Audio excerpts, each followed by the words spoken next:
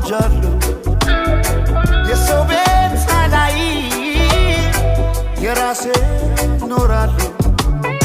ሲከፋኝ አንዳንዴ እንደ ሰው ባለቅስም አልጎዳም ጤናዬ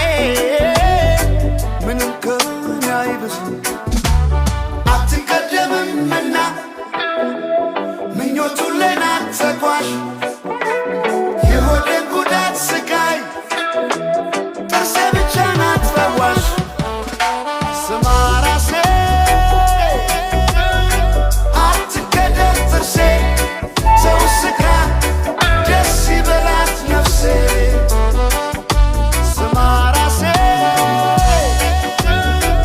አትገደል ጥርሴ ሰው ስካ ደስ ይበላት ነፍሴ Ha ha ha ha ha. Ni don't get him up with.